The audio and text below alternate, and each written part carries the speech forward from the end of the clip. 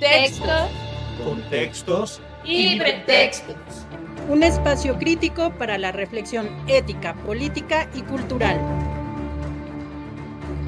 Hola, ¿qué tal, querido auditorio? Nos encontramos en una emisión más de Textos, Contextos y Pretextos.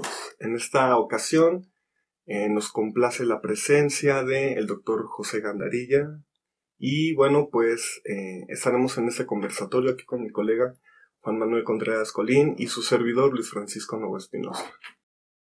Me da mucho gusto estar con ustedes en esta nueva iniciativa, en este programa que están desarrollando, y espero que esta conversación que tengamos tenga alguna utilidad en el proceso de la formación política de toda su audiencia, en especial de los jóvenes, que bueno, es a lo que uno se dedica también en la docencia y la investigación. Muchas gracias a ustedes por la invitación. Muy bien, pues empecemos pues, Francisco, ¿cómo ves? Muy bien, vamos a darle.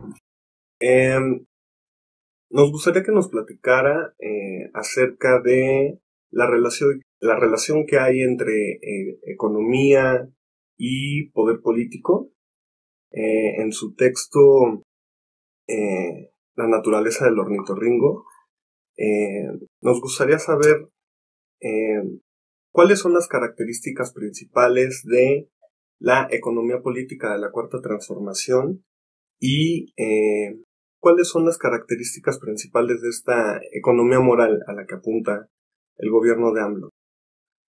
Hace poco presentamos un libro en la UNAM, justamente de un profesor jurista puertorriqueño, Carlos Rivera Lugo. El libro se llama Crítica de la economía política del derecho. Y justamente lo que señalaría sería esta situación en la cual las cuestiones de la política o lo político no están separadas de las cuestiones de lo económico o la economía política.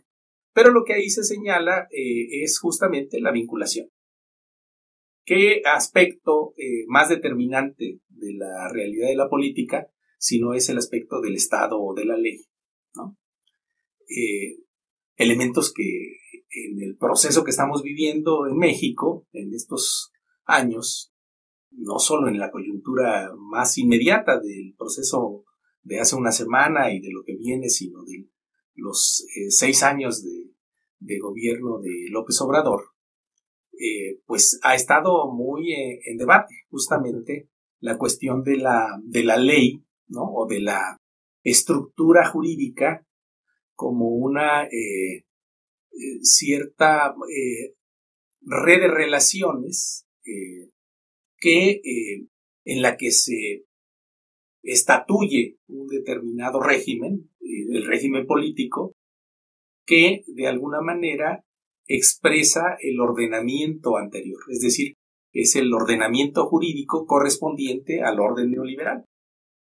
Por eso el espacio de los ministerios públicos en un sentido más ejecutivo de problemas de orden legal o penal o civil, o el espacio de los grandes magistrados y de la Suprema Corte aparecen como los espacios donde en rigor se está debatiendo la posibilidad de encaminar lo que socialmente se reclama como un nuevo proceso que encuentre una nueva manera, digamos, de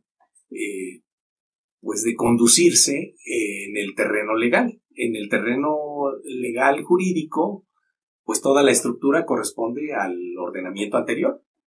Por eso incluso la propia denominación de Cuarta Transformación, comparada con las otras 3 transformaciones que se reclaman, digamos, como los procesos en los que se mira la Cuarta Transformación, pues recordemos que las otras 3 transformaciones generaron su propia constitución.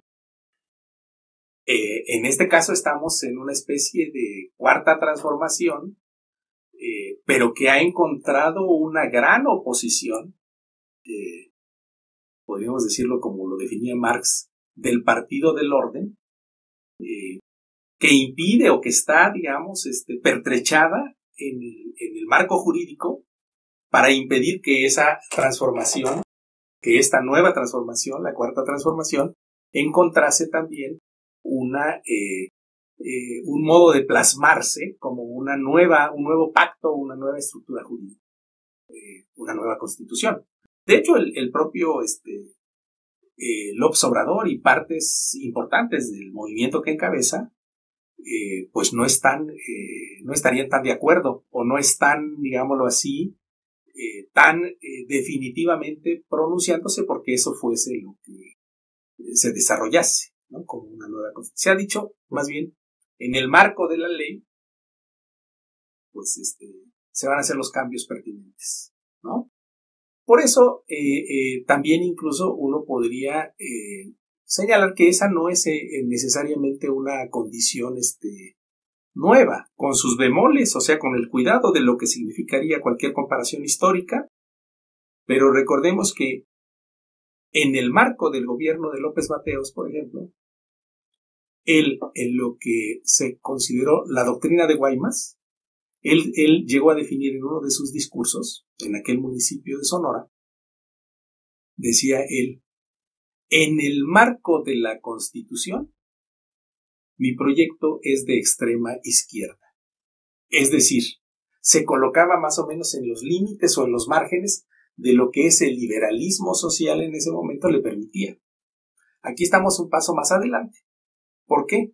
Porque lo que se está señalando claramente es la incompatibilidad del marco jurídico, lo que los abogados dirían el positivismo de la ley, y lo que serían las realidades justas o la expresión de la justicia. Recordemos que en filosofía política están, digamos, puede ser que encontremos situaciones y la realidad social en la cual la noción de justicia, es decir, lo que tendría que ser el espíritu de la ley, no es alcanzada o está muy lejos, en ocasiones está muy lejos, de lo que está amparado en el Código de Ley.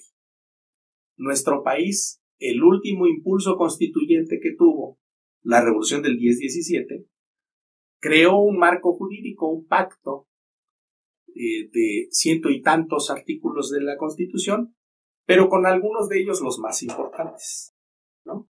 El artículo 3º, el artículo 27, el artículo 123, el artículo 130, ¿no? Que eran como los marcos, los pilares de ese pacto.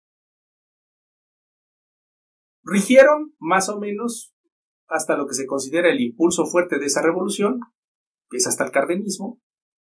Después hubo un proceso que sería pues el impulso de esa modernización, ya vista retrospectivamente fue una modernización avasallante bajo el gobierno de Alemán, a tal punto que el PRI o partes importantes del PRI se dan cuenta que ese impulso privatizador, digamos que creó monopolios, que creó grupos político-económicos fuertes, como que se les fue la mano. Por eso en ese gobierno que cité de López Mateos, y ya incluso en el propio de Ruiz Cortines, no es casual que López Obrador en ocasiones le dé un cierto reconocimiento al periodo de gobierno de Ruiz Cortines, que dicen que bueno, pues era un administrador con cierto comportamiento austero, no dispendioso, en fin, no era extravagante en ese aspecto, pero en esos dos se hace una evaluación, porque se hace una evaluación a medio siglo de la revolución, del comienzo de la Revolución Mexicana, es decir, del 10 al 60. En esa evaluación participaron los que eran los grupos y los intelectuales más importantes del país, en las revistas o en los medios de difusión que eran los que circulaban en ese momento. La revista Cuadernos Americanos, la revista de Investigación Económica, la iniciativa de gentes como Silva Herzog, el viejo, el abuelo de los Silva Herzog, el que fue el creador del Instituto de Investigaciones Económicas. Ellos hicieron una especie de cuestionario para preguntar qué tanto prevalecía de la revolución. Porque están viendo, estamos hablando de otro PRI, no del PRI actual, estamos hablando de otro PRI, todavía enmarcado en esta idea de quizás de que tenían de un cierto proyecto. Entonces se cuestionan ellos qué tanto se ha avanzado o qué tanto se ha alejado de la Revolución Mexicana. Además, por otro indicador, en América Latina acaba de estallar la Revolución Cubana. ¿En dónde están viendo la revolución? En este espantajo que queda de la Revolución Mexicana, o en el marco de una revolución boyante y nueva. Esa generación va a cuestionar eso. Esa generación creará en su momento, fue el impulso, digamos, de todavía lo que se reconoce como el programa económico que fue exitoso, del desarrollo estabilizador.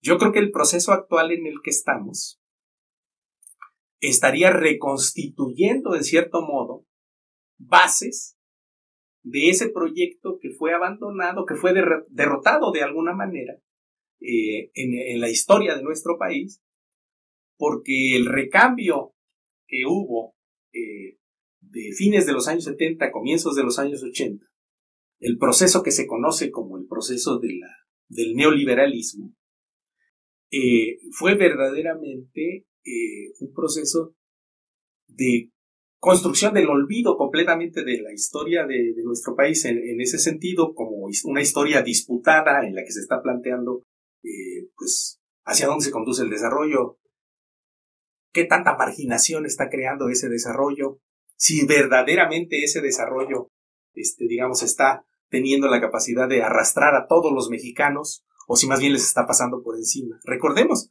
en el año del 64, por eso se va a publicar una de las obras más importantes de todo ese periodo, La democracia en México, de Pablo González Casanova. ¿Qué respuesta va a dar González Casanova? No hay democracia en este país, porque en este país hay un formalismo jurídico que supuestamente respeta la ley, pero ese formalismo jurídico en realidad está encubriendo realidades de una polarización social fuertísima y sobre todo de un proceso, de un proyecto que descansa en la explotación, sobreexplotación, digámoslo así, en las raíces históricas de una desigualdad que se arrastra desde las realidades coloniales anteriores. Es decir, en donde el México que aparece como el México que va en desarrollo es en donde está encarnando el proceso del colonizador. Y el México que aparece como el México marginalizado es el México de los colonizados, de las y los colonizados.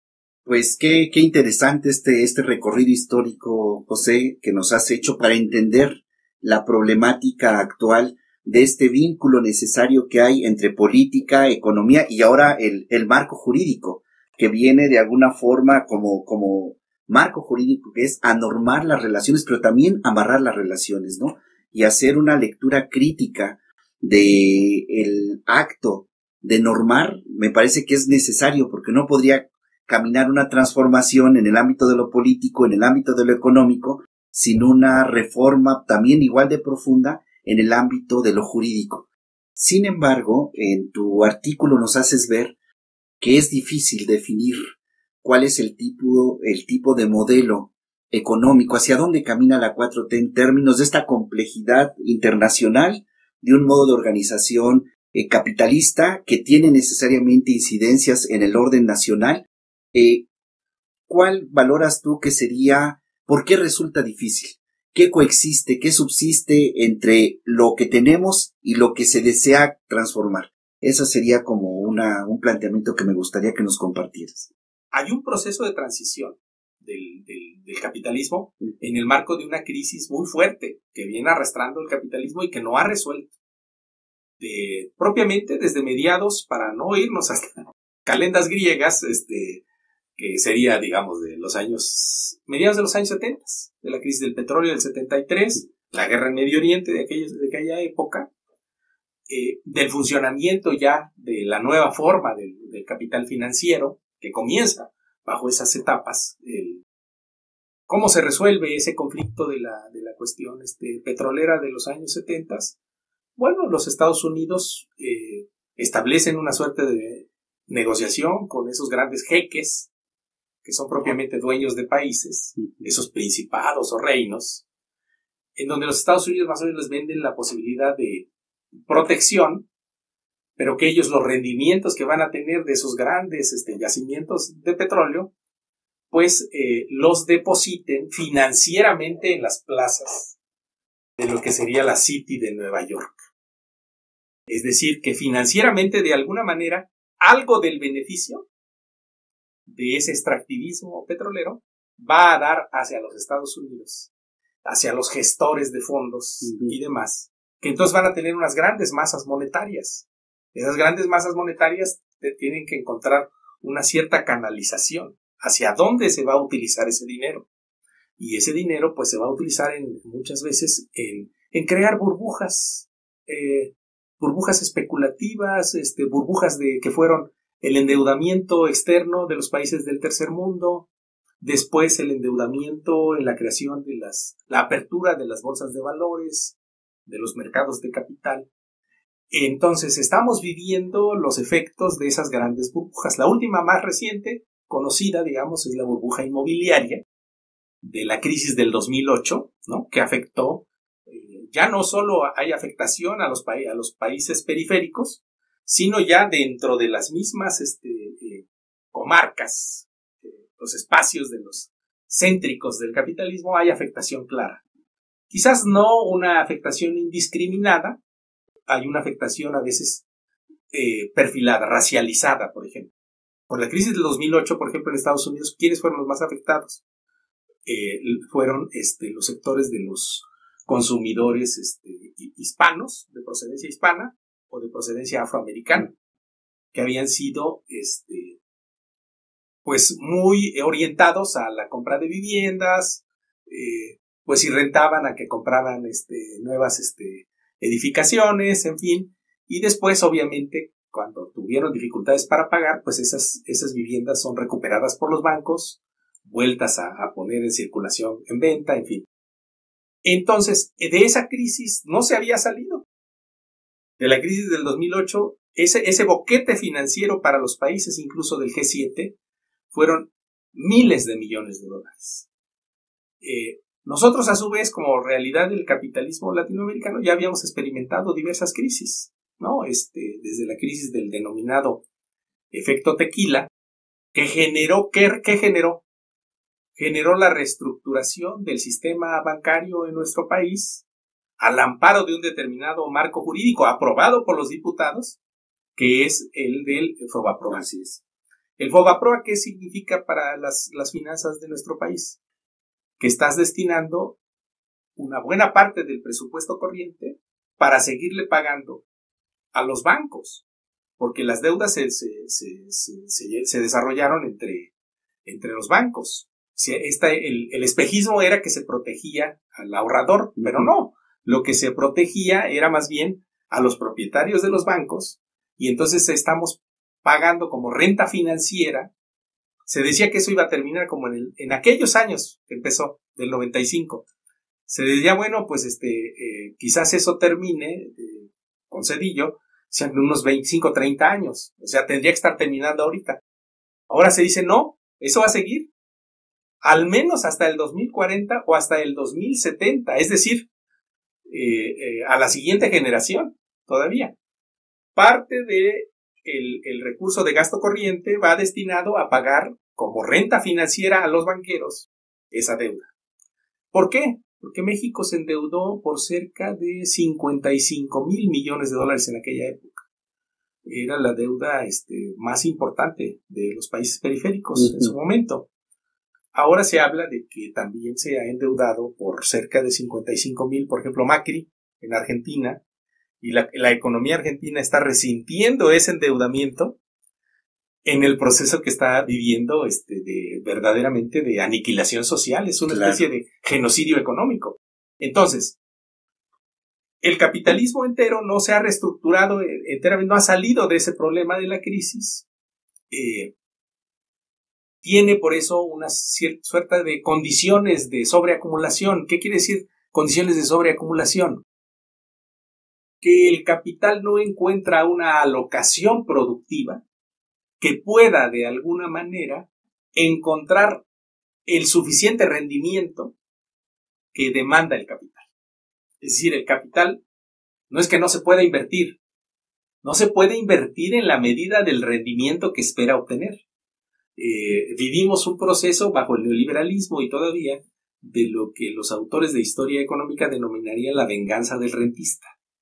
Es decir, el rentismo financiero, de alguna manera de los años 80 en adelante, generó una suerte de situación de consenso de que el capital financiero demanda más o menos un rendimiento para su capital invertido de entre 10 al 15% de lo que anualmente de lo que invierte.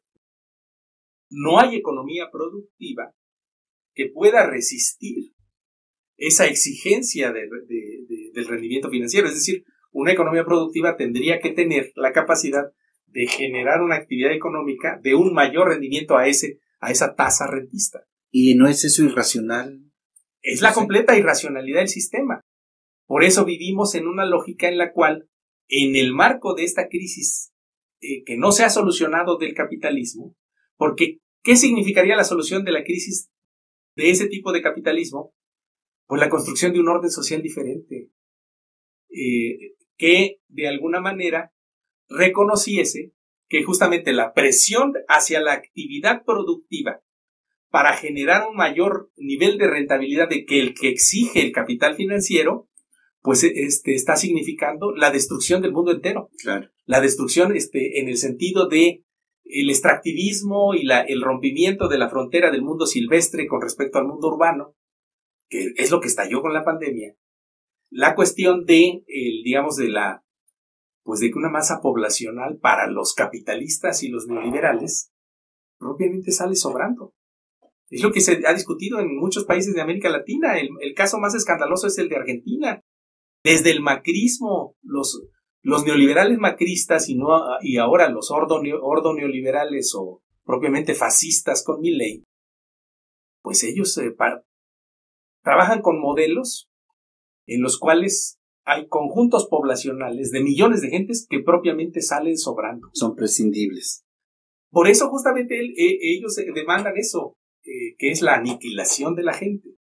Es por eso que el proceso que estamos viviendo en nuestro país es tan significativo en términos de la realidad regional e incluso del mundo entero, porque plantearía la posibilidad pues de otro modelo, de una manera distinta de pensar la vivencia de un cierto proyecto dentro de una realidad tan ruda como es la de la crisis de este capitalismo.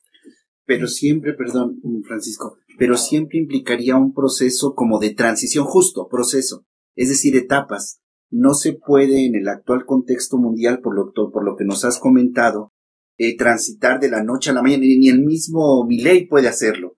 Tiene elementos que no le permiten ni siquiera irse al otro extremo. Ahora, si eso es, digamos, como la carrera completa hacia un paradigma neoliberal hegemónico, con un gobierno neoliberal y que detenta hegemonía en el propio gobierno argentino, ahora pensemos lo que significa transitar en un gobierno de izquierda, con diferentes izquierdas y perspectivas de izquierda. Esto también hay que decirlo de manera muy clara, porque eso también es Morena, es la suma de voluntades de izquierda, centro izquierda, incluso podríamos decir, que visualizan caminar de otra forma en términos económicos. Sin embargo, es un proceso, digamos, son etapas. No puede haber esta transición de que llegamos, tomamos el poder y se transformó también el plano económico. Ni siquiera el plano político se transforma de esa forma, ¿no? O sea, implica proceso, etapas y una coexistencia de elementos de transformación que se están dando, pero también resistencias e incluso también en ciertos aspectos afirmaciones de un marco económico general, global, que hace también su lucha en el ámbito de su resistencia, ¿no? Vivimos un proceso de transformación disputado con los poderes existentes. Es decir, no hay una toma del poder hemos conquistado, en este caso, posiciones. Se tiene el gobierno, como decía Evo Morales en algún momento. Tenemos el gobierno, pero no tenemos el poder, ¿no? Aquí tenemos el ejecutivo, tenemos la plasmación de ese poder en términos del ejercicio del poder ejecutivo. Tenemos una buena parte del poder legislativo o parlamentario. Los números plantean que se ha ganado la mayoría calificada prácticamente, tanto en la Cámara de Diputados y hay unos cuantos en la Cámara de Senadores que faltarán, 1, 2, 3 quizás. Y por eso justamente se está planteando qué le ocurre al otro tercer poder, al poder judicial. El poder judicial nunca disputa sus posiciones en la votación, nunca se somete a la opinión pública, nunca se somete al ejercicio, digámoslo así, de la voluntad popular. Entonces aquí lo que está planteando es qué ocurre con ese otro poder. Y de alguna manera hay otros poderes.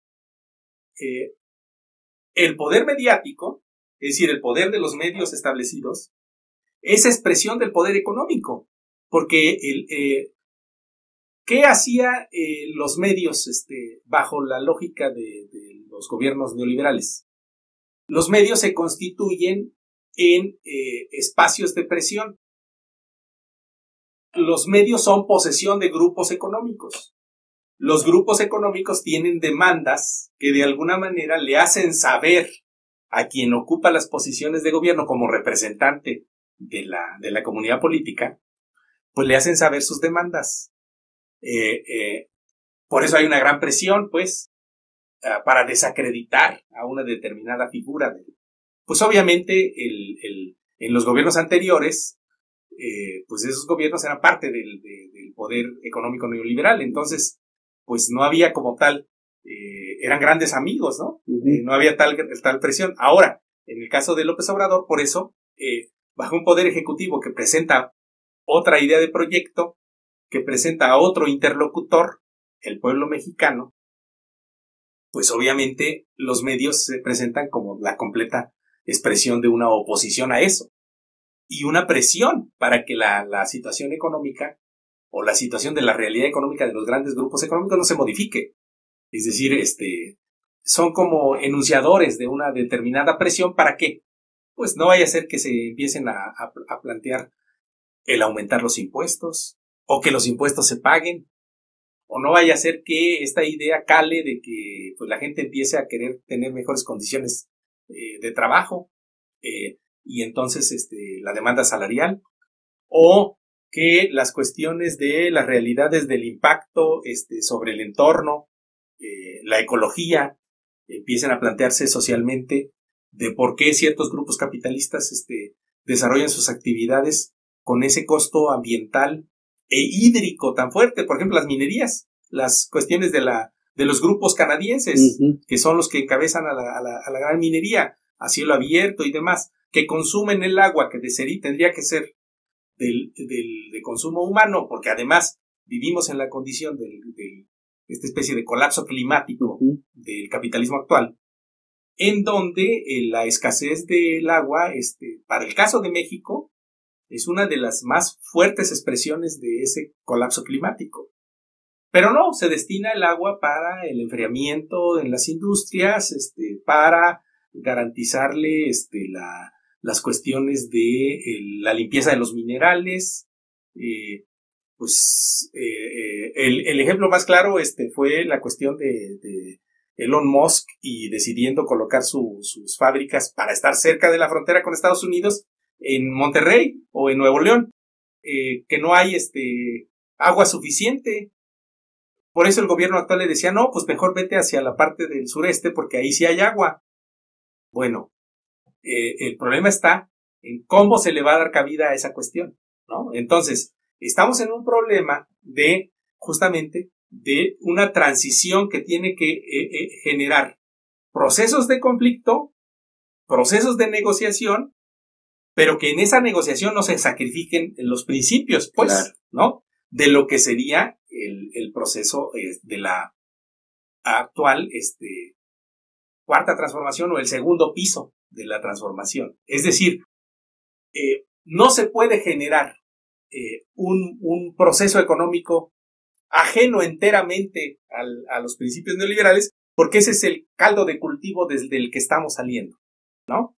En un sentido hegeliano diríamos, la negación es una negación determinada. Es decir, hay una transición que va a ser por fuerza ambivalente, porque arrastra todo lo que ha significado el proceso en el cual la economía, la política, la realidad jurídica, la cultura de México se movió bajo el eje neoliberal. Entonces ahora, ¿cómo salimos de ello? ¿Cómo rompemos la condicionalidad neoliberal? Ese es, creo, el proceso finalmente en el que actualmente nos encontramos.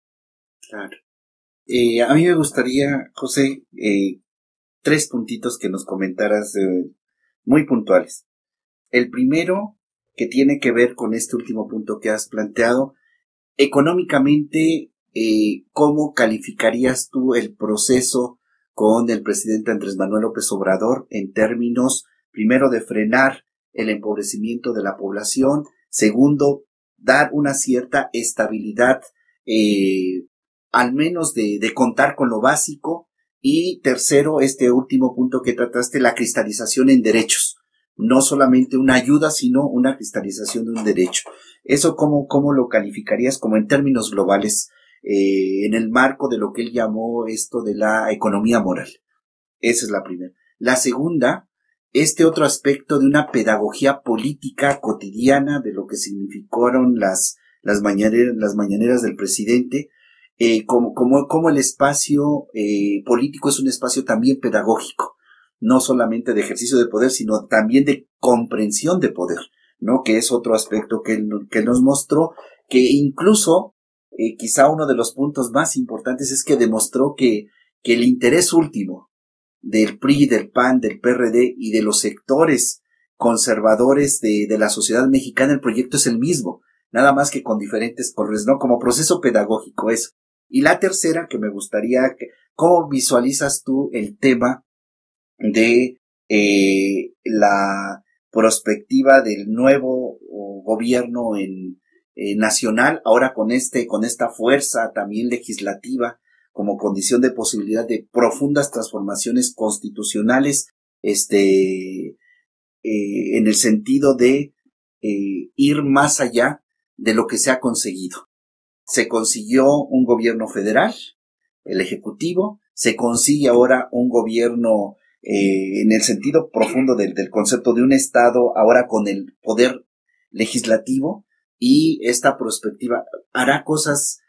¿Por dónde visualizas tú la práctica de la doctora Claudia Sheinbaum ahora como presidenta de la República? Esos 3 puntitos, si nos puedes comentar al respecto.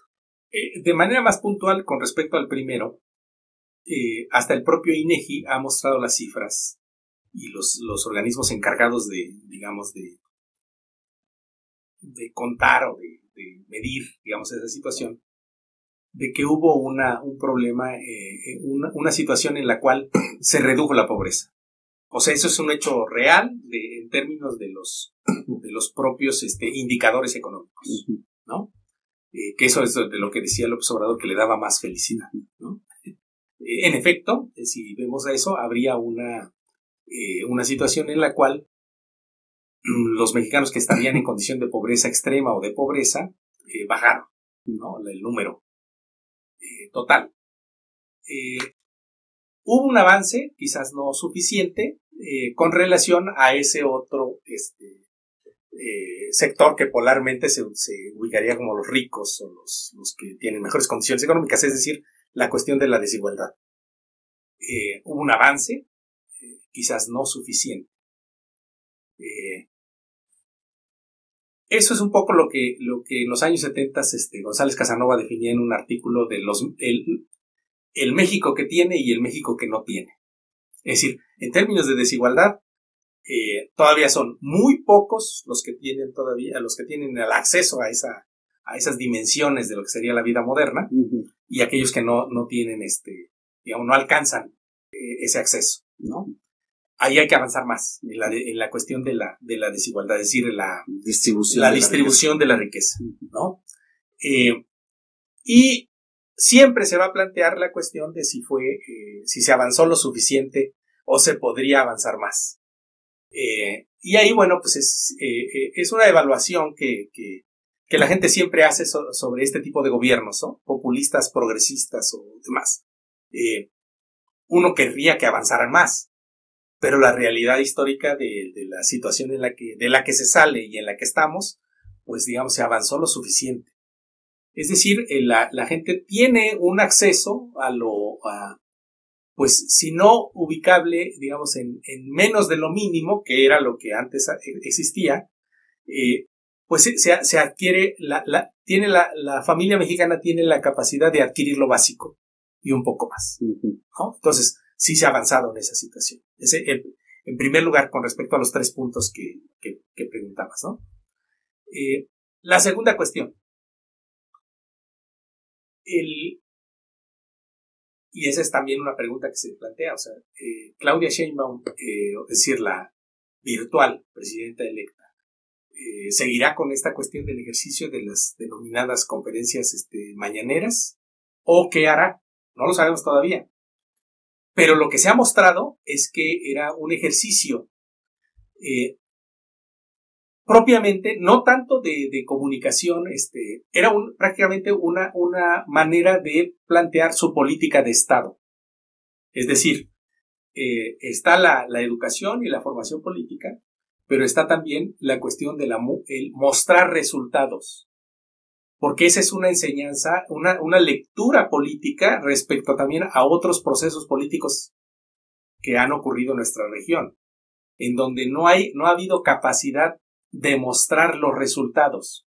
Y aquí estamos en una situación en la cual el problema de la eficacia económica es un problema que no debe despreciarse en el sentido de lo que demanda el elector que ha optado por esa opción en términos de la eficacia de la conducción económica. Pues la gente cuestiona el asunto de la eficacia económica. Es decir, el mostrar resultados es un activo, un capital político.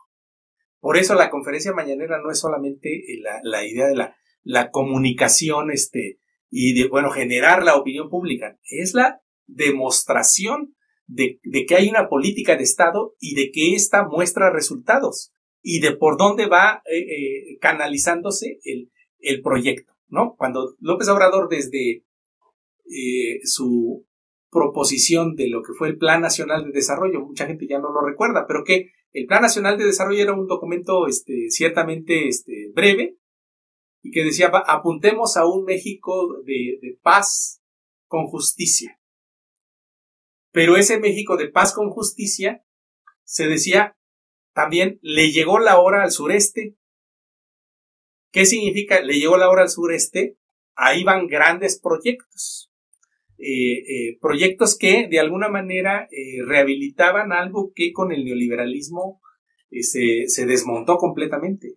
La comunicación ferroviaria, el México de los ferrocarriles, que es una expresión del México histórico. Si uno ve los archivos Casasola de las fotos y tal, pues ese México comunicado por ferrocarriles fue propiamente desmontado en el salinismo y más con Zedillo. Zedillo pasó a ser ejecutivo de las empresas que compraron las pocas líneas que prevalecieron de la comunicación del Pacífico y demás. Entonces, actualmente se está planteando incluso, creo que es uno de los proyectos más interesantes de la futura administración con la doctora Sheinbaum, que se está planteando que la comunicación ferroviaria se vaya hacia otras zonas del país, es decir, hacia la parte norte y hacia la parte occidente. ¿Qué sería lo que puede impulsar y en dónde encontraría resistencias? Por lo mismo que planteábamos respecto al problema de que no se puede caminar enteramente sin encontrar justamente esas resistencias del bloque político anterior, ¿no? Pues uno de los elementos es el problema del fondeo de los programas sociales, de los programas de política social. Es decir, cuando se plantea que se incrementan los derechos justamente como derechos, no como dádivas ni como procesos de mediatización política. Hay capas sociales que van a encontrar esos derechos que se expresan en gasto corriente. Digamos, cuando se dice, se ha universalizado casi que para la vida entera a aquellos mexicanos que tienen condiciones distintas o condiciones de discapacidades leves o mayores. Entonces, había una franja de edad que no estaba cubierta por esos derechos. Bueno, ahora se dice sí, tiene que estar cubierta desde los 29 hasta los 64 años. Eso crea un universo que de alguna manera tiene que fondearse. Luego, se dice a las mujeres entre 60 y 64 años se les va a generar un nuevo derecho que constituye un nuevo apoyo. Bueno, eso también genera un nuevo fondeo. El problema está en dónde vamos a encontrar ese fondeo, hasta dónde da. Con la austeridad republicana, los ahorros, digamos, de las capas más altas que tienen posiciones de gobierno, esos ahorros dan para tanto. Pero ahí nos lleva a la discusión de varias cuestiones.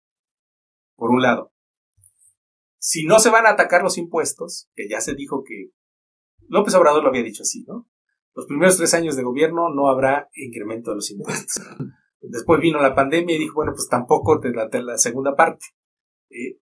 Acá, desde de partida, se ha dicho, tranquilos inversores, tampoco se plantea la cuestión de los impuestos. Bueno, entonces, ¿de dónde? ¿De dónde se van a plantear, digámoslo así, la prospectiva de cuánto puede significar ese fondeo? Porque no puede ser irresponsablemente manejado en el sentido de generar un endeudamiento del Estado. Tiene que plantearse entonces 2 discusiones que no se han desarrollado todavía completamente. El problema de la deuda interna, es decir, de la cuestión del FOBAPROA, y en segundo lugar, el problema de la deuda externa. Porque son problemas que tienen que atenderse. Es decir, que se debe desarrollar una socialización, una discusión política de poner las cosas en claro. Es decir, ¿cuánto está pagando el Estado mexicano, por ejemplo, de intereses de la deuda externa?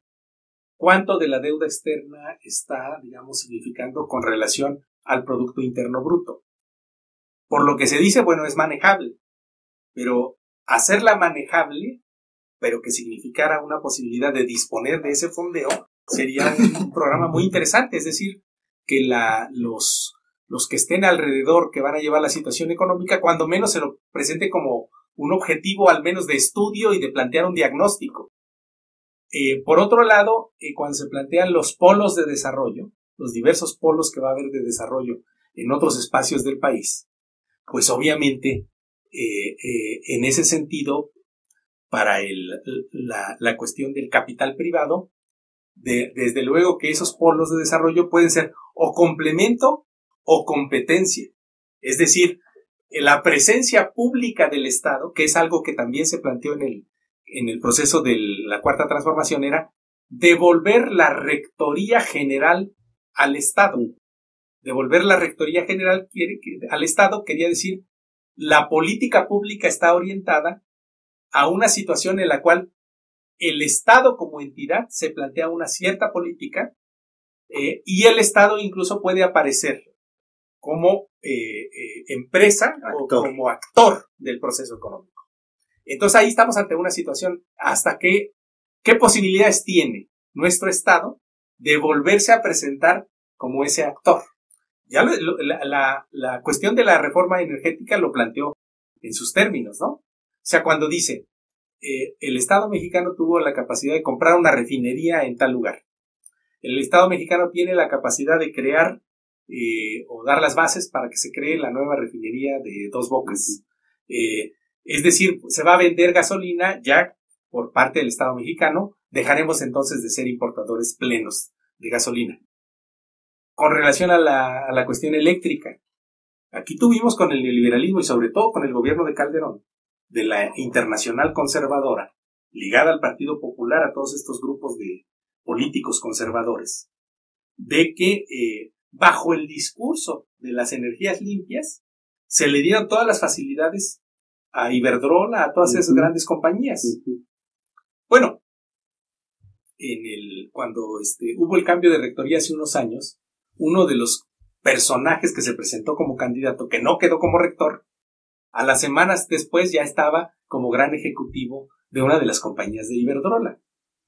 Esas grandes compañías habían obtenido grandes rendimientos por la legislación misma. Ahí entra la cuestión del marco Ujú. jurídico. La legislación misma de la cuestión de el fluido y la distribución eléctrica hacía que, aunque el Estado mexicano tuviera capacidad de producción, estaba obligado a tener las máquinas paradas para que se le diera salida a ese fluido eléctrico que tenía bajo el marco de la industria privada. Entonces le daba salida a esos megawatts producidos desde el capital privado, al costo de que acá las termoeléctricas o las presas estuvieran paradas y demás, para darle oportunidad de salida primero al capital privado. Entonces ahorita estamos en una situación en la cual el Estado mexicano tuvo la capacidad de pagarle a Iberdrola para que se saliera, y entonces ya la tiene bajo su control. Entonces puede decidir de alguna manera cómo el despacho de la energía eléctrica, cómo lo hace, con completa soberanía. Sin duda ha sido muy enriquecedora esta charla, este encuentro, este análisis tan importante e interesante para poder comprender nuestro actual presente como sociedad mexicana. Y bueno, quedaría a manera de cierre que nos compartiera el enfoque que usted menciona en sus textos acerca de qué significa o cómo concibe usted el buen gobernar de la Cuarta Transformación, el buen gobernar particularmente de la administración de López Obrador, en conjunto a esta nueva comunidad política que está surgiendo a partir de estos procesos de concientización, de formación y de educación política. Y bueno, aunado a esto, que nos compartiera cuáles son sus quehaceres actuales como investigador, como académico. Pues yo creo que el mensaje político que planteó López Obrador desde su campaña y que después significó que haya obtenido el triunfo electoral, en el sentido de que para el bien de todos es para el bien de la nación, primero los pobres y abajo los privilegios, pues yo creo que muestra los tres elementos de una política, digamos, que impulsaría, diríamos con nuestro maestro Enrique Dussel, de alguna manera el principio de justicia y el principio de bondad, en el sentido de que pues presenta en primer lugar una noción del todos, en el sentido de la unidad nacional, en el marco de un proceso histórico asociado con el neoliberalismo, la globalización, el capitalismo contemporáneo, en donde esa noción de lo nacional o de la nación aparece a veces como algo muy etéreo y hay algo que hay que superar, ¿no? Y es que mostraría pues un discurso anticuado, ¿no? Y no, o sea, lo que está señalando es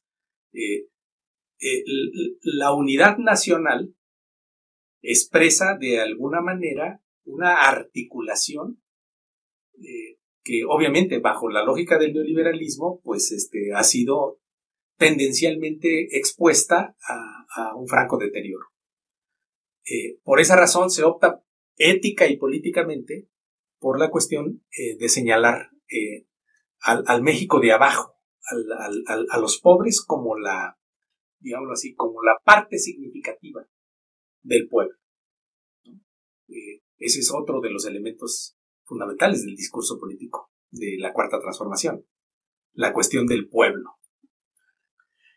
Entonces, la otra parte de la enunciación es también un activador político. Cuando se plantea primero los pobres y abajo los privilegios, o lo que luego dice, se decía también, que como era ningún mexicano por encima de la ley, ¿no?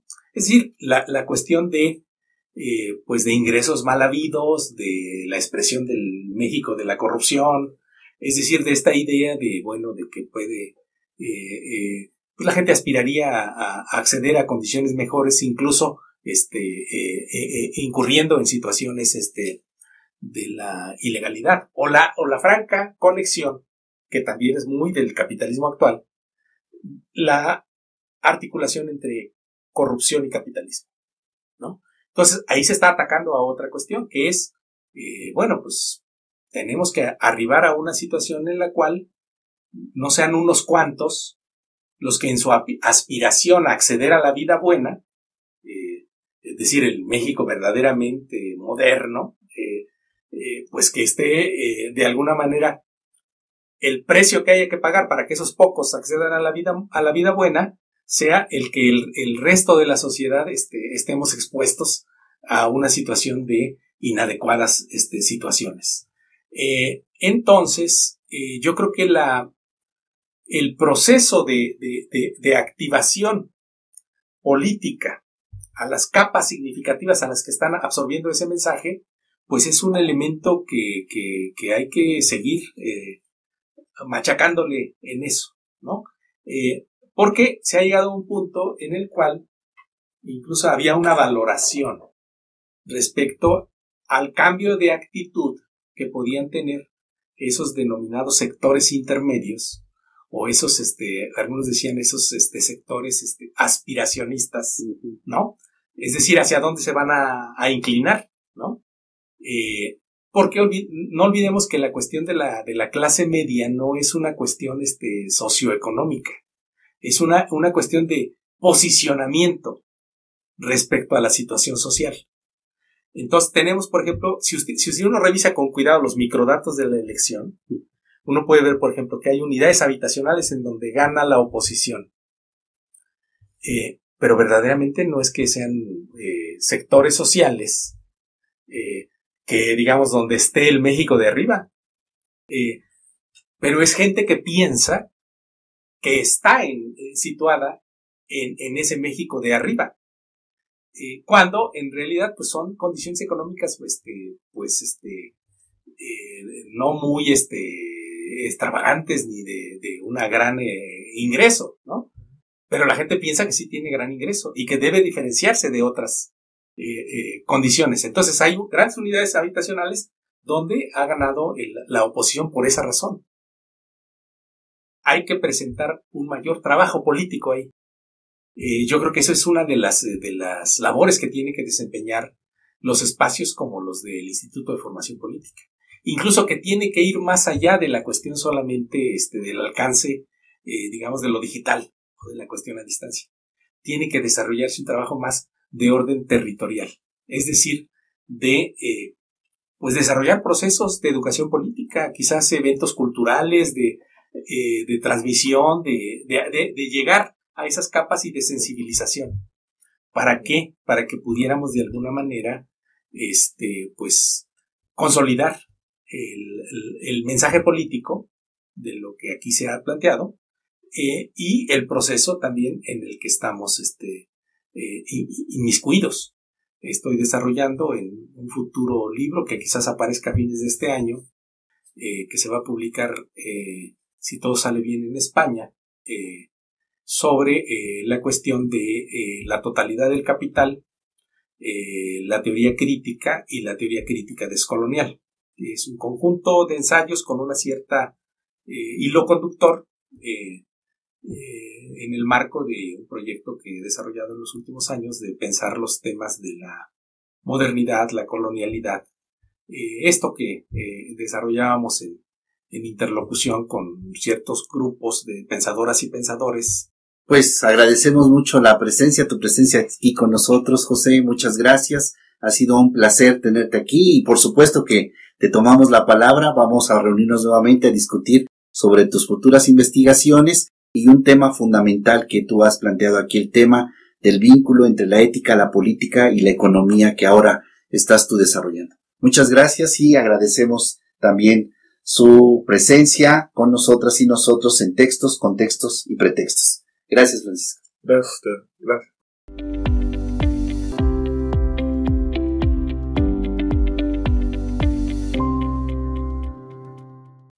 Textos, Contextos y pretextos. Un espacio crítico para la reflexión ética, política y cultural.